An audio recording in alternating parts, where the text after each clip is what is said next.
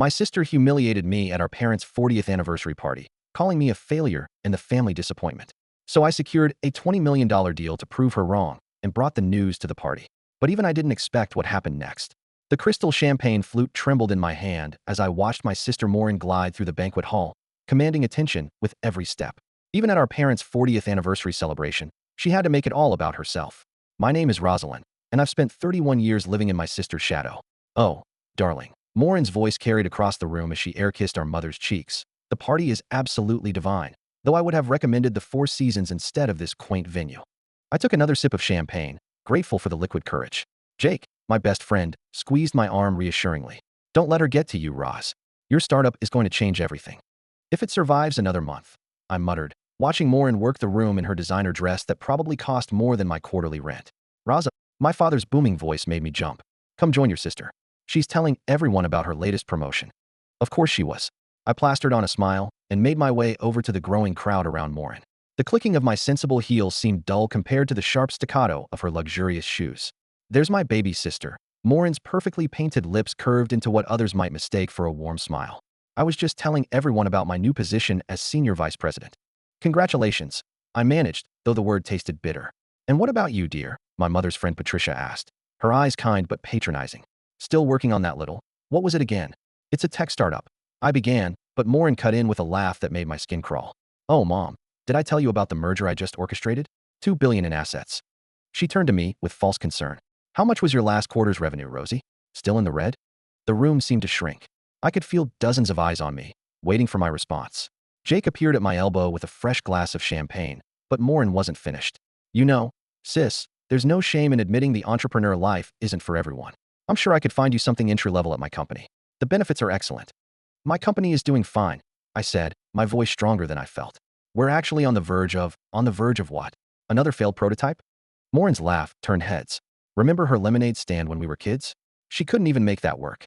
Our mother tittered nervously. Girls, please, this is supposed to be about your father and me. I'm just trying to help, Maureen said, raising her glass. We can't all be successful. Someone has to be. She paused for effect, the family disappointment. The silence that followed was deafening. I saw pity in some faces, amusement in others. My father suddenly became very interested in his shoes, while my mother fussed with her pearls. You'll never be successful like me, Rosie, Maureen continued, her voice dripping with false sweetness. It's time to accept that and move on. My phone buzzed in my clutch. A message from Leandro Delgado, the investor I'd been courting for months, the same investor who, coincidentally, had just pulled out of negotiations with Maureen's company. Excuse me, I said, my voice steady despite the rage burning in my chest. I need to take this call. As I walked away, I heard Maureen launch into another story about her corporate triumphs. But for the first time in years, I didn't care. Because I knew something she didn't, something that would wipe that smug smile off her face in less than an hour. Jake followed me to the hallway. You okay?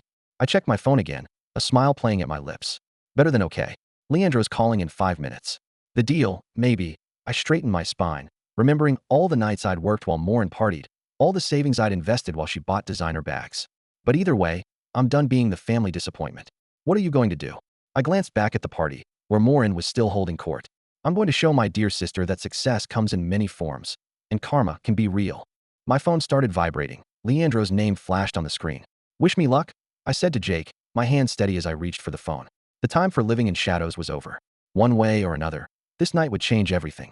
I stepped into the quiet hallway, my heels clicking against the marble floor as I answered Leandro's call.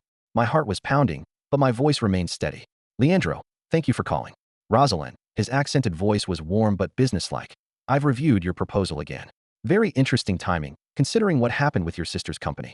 I leaned against the wall, watching through the doorway as Maureen continued to dominate the party. Timing is everything in business, isn't it? Indeed, he paused. Tell me again why I should invest in your company instead of hers. The question brought me back to 3 years ago, sitting in my tiny apartment with Jake, surrounded by prototype sketches and empty coffee cups. Remember when we first met? You said you wanted innovation that would actually help people, not just make money. I remember. My sister's company is all about profit margins and quarterly reports. But my software, it's already helping small businesses cut their energy costs by 40%. Real people, real savings. Jacob appeared in the hallway, giving me a thumbs up. I took a deep breath and continued. And that's just the beginning. With your investment, we could expand to. Stop selling, Leandro interrupted. I've made my decision. My stomach dropped. Through the doorway, I could see Maureen raising her glass for another toast. The papers are being drawn up as we speak, he said. 20 million, with the terms we discussed. The world seemed to tilt. You're saying yes? I'm saying yes. And I've already informed the media. They should be running the story within the hour. I gripped the phone tighter. The media? Is that a problem? No, I said quickly, thinking of the TV running in the background at the party. No problem at all. After hanging up, I slumped against the wall. Jake rushed over. Well, what did he say? I showed him the text that just came through, the official term sheet. His eyes widened. Holy, Roz, 20 million? This is huge. Shoo. I pulled him further from the doorway. The story's going to break on the news soon. I want it to be a surprise. Jake's grin turned wicked. You mean you want Morin to find out along with everyone else? Exactly. That's cold, he paused. I love it. My phone buzzed again. This time it was Yvette, my mentor. Did you get it? She texted. The news crew is ready. You knew? I texted back. Who do you think suggested your company to Leandro? Tears pricked my eyes. While Morin had been busy tearing me down, others had been quietly building me up. We should get back, Jake said, nodding toward the party. Your parents are about to give their anniversary speech. Wait, I grabbed his arm. What if this makes everything worse? Worse than your sister humiliating you in front of everyone you know. Point taken. We returned just as my father was tapping his glass for attention. Morin immediately tried to stand next to him, but he waved her back. Laura, he said, looking at my mother. 40 years ago, you took a chance on a nervous young man who couldn't even tie his bow tie properly. The crowd chuckled. I checked my phone. 15 minutes until the evening news. You believed in me when no one else did, he continued. And that belief changed everything. My mother wiped away a tear. I noticed the TV volume had been turned up for the speech, the news anchor's voice a quiet murmur in the background. Sometimes, my father said, all it takes is one person believing in you too. Breaking news. The TV suddenly blared. All heads turned toward the screen. My heart stopped. This was it. We're receiving reports of a major investment in the clean energy sector. Morin's champagne glass froze halfway to her lips. Local startup founder Rosalind Harrison has secured a $20 million investment from tech mogul Leandro Delgado.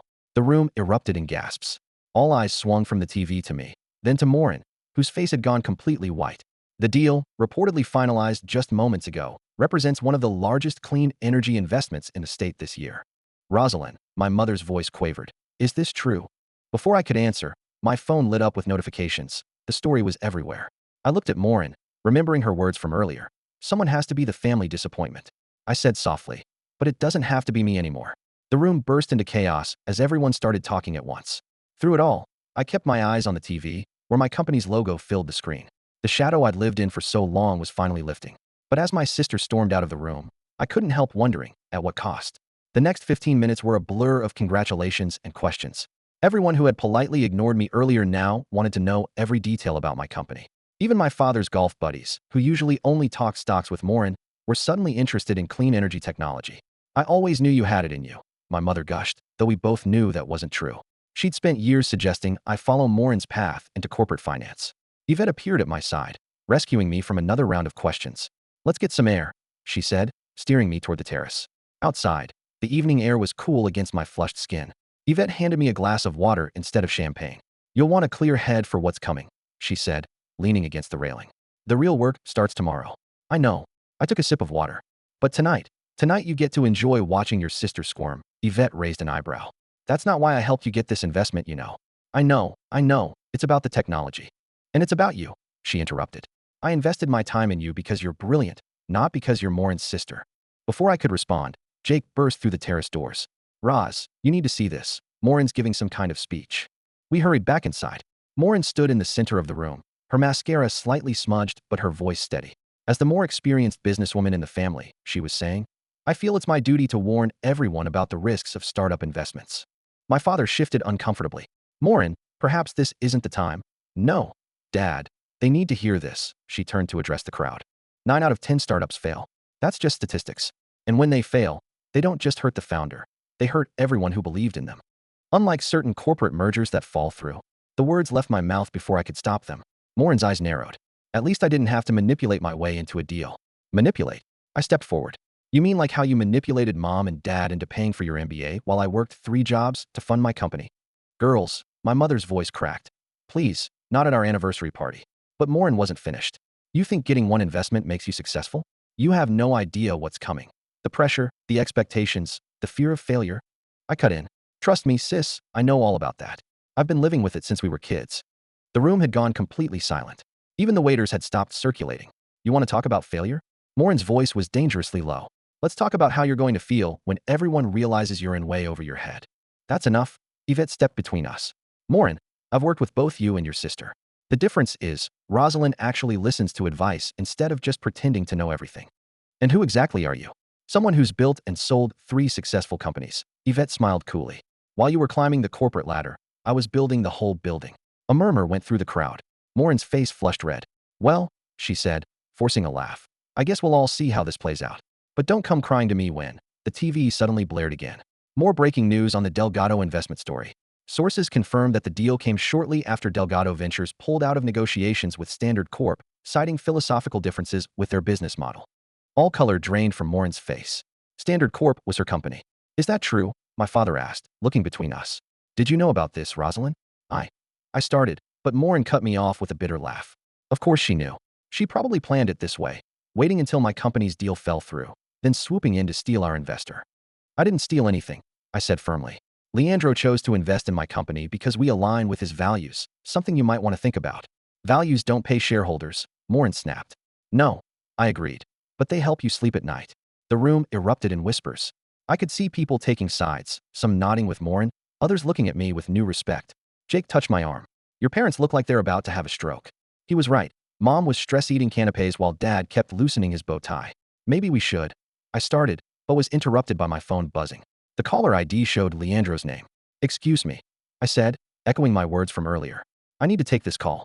As I walked away, I heard Morin say something about beginner's luck, but this time her words didn't sting. Because this time, I wasn't the one who needed to prove herself anymore. Rosalind, Leandro's voice was urgent. Turn on CNBC now. I rushed back into the main room, where the TV was still running. Can someone change this to CNBC? I called out. Jake grabbed the remote and switched channels. There it was, my company logo splashed across the screen alongside Leandro's. The ticker at the bottom read, Breaking, Delgado Ventures backs revolutionary green tech startup. I wanted to warn you, Leandro said through the phone. The story is bigger than we anticipated. Your sister's company's stock is already responding to the news. As if on cue, the anchor started speaking. In a surprising turn of events, Standard Corp's shares dropped 12% in after-hours trading following the announcement that Delgado Ventures has chosen to back their competitor. Morin's phone started ringing. She fumbled with it, her hands shaking as she declined the call. Another call came immediately after, and another. The market's reaction is quite telling, the TV analyst continued. Standard Corp's failed negotiation with Delgado signals a potential shift in investor confidence. Turn it off, Morin snapped, but nobody moved. This emerging player in the green energy sector, the anchor gestured to my company's logo, represents a new approach to sustainable technology. My father stepped closer to the TV, adjusting his glasses. Rosie, is that your prototype they're showing? Before I could answer, my phone buzzed with another call, this time from a number I didn't recognize. Miss Harrison, a woman's voice said when I answered. This is Sarah from the Wall Street Journal. We'd love to get your comment on. No comment, I said quickly, hanging up. Morin's laugh was hollow. Not so easy being in the spotlight, is it? Ladies, my mother pleaded. Can we please just enjoy what's left of our party? But the damage was done. The elegant anniversary celebration had transformed into something else entirely. Half the guests were glued to their phones, watching the market reaction. The other half were trying to get close enough to hear my conversation with Leandro. We should schedule a proper press conference, Leandro was saying. Tomorrow morning? Tomorrow. I glanced at Yvette, who nodded encouragingly. Yes, that works perfectly. My team will send the details, he paused. And Rosalind, congratulations. You earned this. As I hung up, I noticed my parents huddled in a corner, speaking in hushed tones. My mother was dabbing at her eyes with a napkin. Mom, I moved toward them. Are you okay? Oh, honey. She reached for my hand. We had no idea. All this time, we thought you were struggling. We should have paid more attention, my father finished. Well, Morin cut in, appearing beside us. She was struggling, until today's little publicity stunt. It's not a stunt, I said firmly. My team has been working on this technology for 3 years. Your team? Morin scoffed. You mean those college dropouts who work out of your garage? Those dropouts include 2 PhD candidates and a former NASA engineer, Yvette interjected. I've worked with them myself. My father's eyebrows shot up. NASA? Dad? Morin touched his arm. Don't let them fool you. This is all smoke and mirrors. In 6 months, I interrupted. Our technology will be helping thousands of small businesses reduce their carbon footprint while saving money. What will your next merger do, besides make your shareholders richer? The room fell silent again. Even the TV seemed quieter. You know what? Morin grabbed her purse. I don't have to stand here and listen to this. I have a board meeting in the morning to discuss the stock drop. Must be tough, Jake muttered, just loud enough to hear. Morin spun around, her eyes blazing. This isn't over, Rosie. You may have won this round, but you have no idea what you're getting into. The corporate world will eat you alive.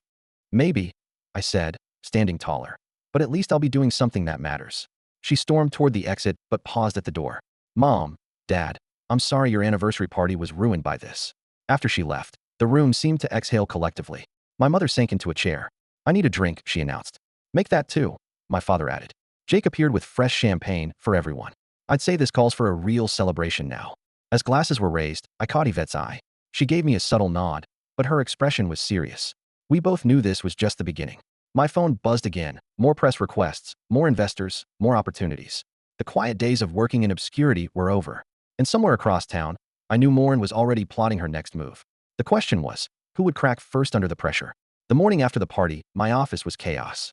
Phones rang nonstop, emails flooded in, and reporters camped outside our modest building. Jake had brought coffee and donuts, but they sat untouched as my team scrambled to prepare for the press conference. Your sister's online, my assistant called out. Again, still not taking her calls. I replied, adjusting my blazer in the reflection of my computer screen, the same screen that displayed dozens of news articles about last night's events. Yvette burst through the door. Change of plans. We're moving the press conference to the Delgado building downtown. More professional. But no buts. Your sister's already giving interviews, trying to spin this her way. I grabbed my laptop. What's she saying? See for yourself. Yvette handed me her phone, showing a business news interview from 20 minutes ago. There was Morin, perfectly composed in her office, speaking directly to the camera. While I'm happy for my sister's small success, I have concerns about inexperienced startups making promises they can't keep to investors. Turn it off, I growled. No. Yvette held the phone firmly. Watch and learn. This is what you're up against. Morin continued. At Standard Corp, we believe in proven track records, not just flashy prototypes. Our shareholders trust us because the office door flew open. My mother stood there, looking frazzled. Mom. I stood up. What are you doing here? Have you seen the morning news? Your father hasn't slept. Morin's been calling nonstop. This has to stop, Rosalind. What has to stop? My success. This feud. You're tearing the family apart. Jake stepped forward. With all due respect, Mrs. H., Morin started this. And I'm finishing it, I added. My mother sank into a chair. By destroying your sister's company? I'm not destroying anything. I'm building something important. Why can't you see that? Because all I see are my daughters trying to hurt each other. The office fell silent, except for the persistent ringing of phones. Mrs. Harrison, Yvette said gently, your daughters are both adults in a competitive industry. This isn't personal, it's business. Everything's personal with Morin, I muttered. As if summoned by her name, my sister appeared in the doorway.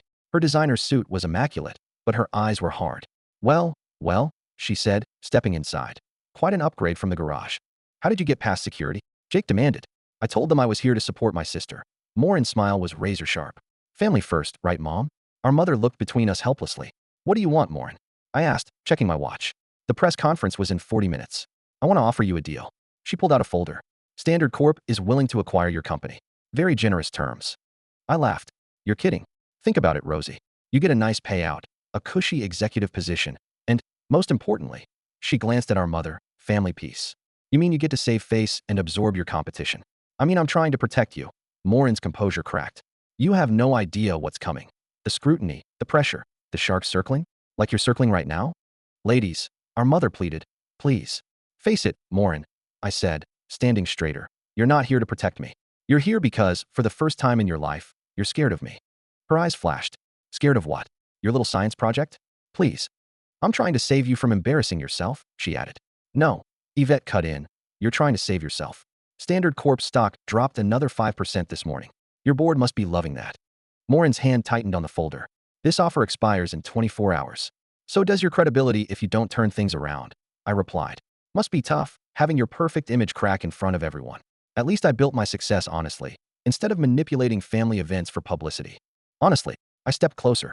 Should we talk about how you got your first promotion? Or why Dad's friend suddenly invested in your department? Stop it. Our mother stood up, tears in her eyes. Both of you, just stop. Rosalind. Jake called from the door. We need to leave for the press conference. Morin straightened her jacket. This isn't over. No. I agreed, gathering my things. It's just beginning. As we headed for the elevator, our mother called after us. Your father and I are calling a family meeting tonight. Both of you need to be there. Morin and I exchanged glances. For the first time since childhood, we shared the same thought. This wasn't going to end well. But as the elevator doors closed between us, I knew there was no going back. The time for playing nice was over. The family meeting was set for 7 p.m. at my parents' house. I arrived 10 minutes early to find Maureen's luxury SUV already parked in the driveway. Of course she'd want to get there first, set the stage like always. Inside, the tension was thick enough to cut with a sharp. My father sat in his favorite armchair, looking older than I'd ever seen him. Mom was stress baking. The kitchen counter was covered with cookies nobody would eat. Sit down, both of you, Dad said, his voice tired. Maureen and I took seats on opposite ends of the couch. Would anyone like coffee? Mom called from the kitchen. Mom, please just sit down, I said. Let's get this over with. She emerged, wiping her hands on her apron. Over with. This is your family, Rosalind, not some business meeting. Would have fooled me, Maureen muttered. Dad leaned forward.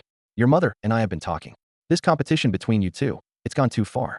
Competition? I laughed. Is that what you call Maureen trying to wreck my company? Wreck? Maureen sat up straight. I offered to save you from yourself. By trying to steal my company?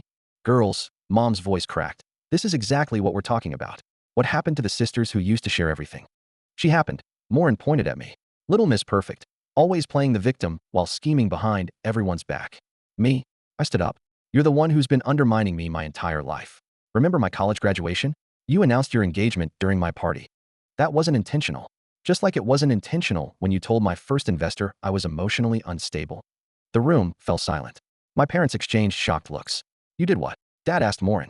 She shifted uncomfortably. I was protecting him from making a bad investment. No, I said. You were protecting yourself. Just like always. Heaven forbid anyone else in the family succeed. Succeed? Maureen stood too. You want to talk about success? I worked hard to get where I am. Nobody handed me anything. Except Dad's connections, Mom's praise, and everyone's constant attention. Stop. Mom was crying now. Please, just stop. Dad cleared his throat. We need to acknowledge our part in this. What? Maureen and I said simultaneously. Your mother and I, he continued. We may have contributed to this rivalry. May have. I sat back down. You compared us at every turn. Grades, sports, careers. We were trying to motivate you, Mom said weakly. To what? Hate each other? Maureen's voice was bitter. Mission accomplished. I don't hate you, I said quietly. I just wanted you to see me. Really see me, not just as your failing little sister. Something flickered in Maureen's eyes. I see you, she said. I see how everyone's suddenly acting like you're some brilliant innovator when I know it's just a matter of time before. Before what? Before I prove you right. Before I fail. Before you realize what it really costs.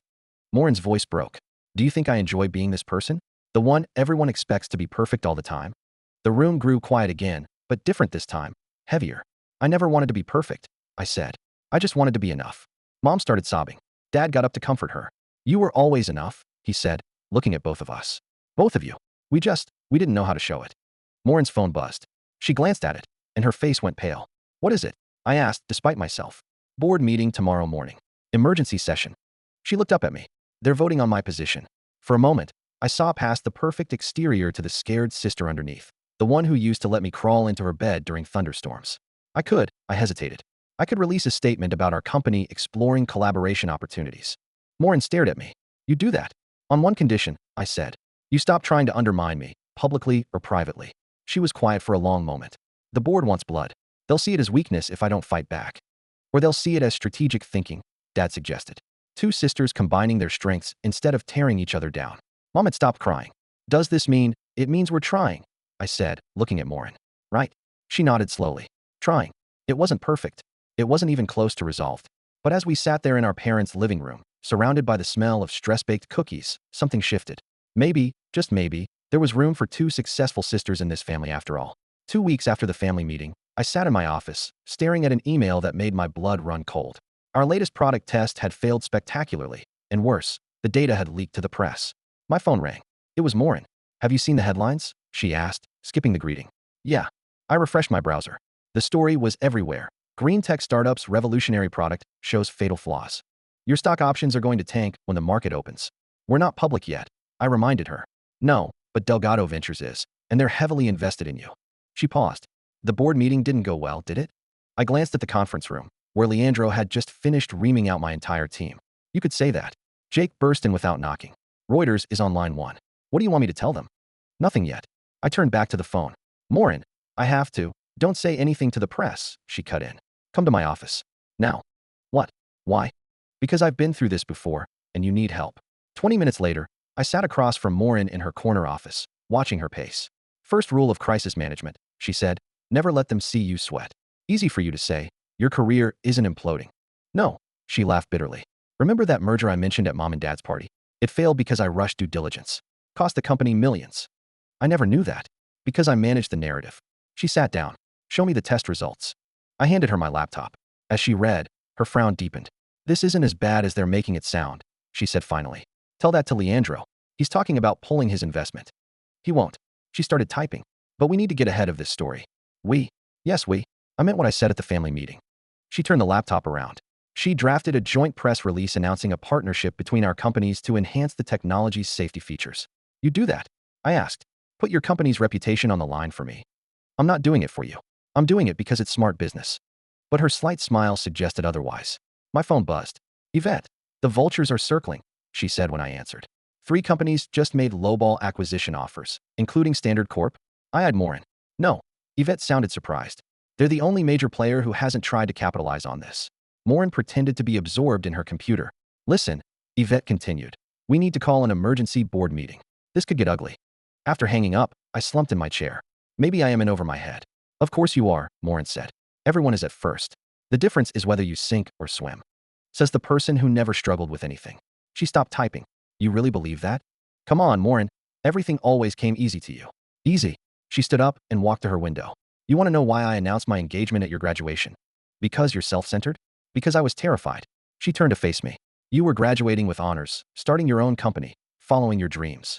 I was stuck in a job I hated, engaged to a man I wasn't sure about, trying to live up to everyone's expectations. But you were already successful. I was surviving. There's a difference. She returned to her desk. Now, are we going to fix this mess or what? Before I could answer, Jake called. Roz, you need to see this. Someone just leaked internal emails about the product tests. My stomach dropped. How bad? Bad enough that Leandro's board is calling for an emergency session. Morin was already grabbing her coat. Where's the meeting? You're not coming, I said. The heck I'm not. You need someone who speaks corporate shark. As we rode the elevator to her parking garage, she turned to me.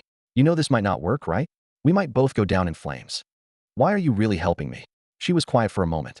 Because watching you fail won't make me feel successful anymore. And maybe it's time we both succeeded. Her phone buzzed, a news alert. The market had opened, and Delgado Ventures stock was already dropping. Ready to face the sharks? She asked. I took a deep breath. Ready to face them together. For the first time in years, my sister and I were on the same side. Now we just had to hope it wasn't too late for both of us. The Delgado Ventures boardroom felt like a courtroom, with Leandro's board members sitting in judgment. Morin and I sat side by side, facing them. This partnership announcement, one board member said, waving the press release. It feels desperate. It's strategic, Morin countered. Standard Corp's engineering team has identified the source of the testing anomaly. I pulled up the technical analysis on the screen. The problem isn't with the core technology. It's with the testing parameters we used, which my team can help fix, Morin added. We've done similar implementations on a larger scale. Leandro studied us both. And we're supposed to believe this sudden sisterly cooperation isn't just damage control. Actually, I said, it's something that should have happened long ago. I glanced at Morin.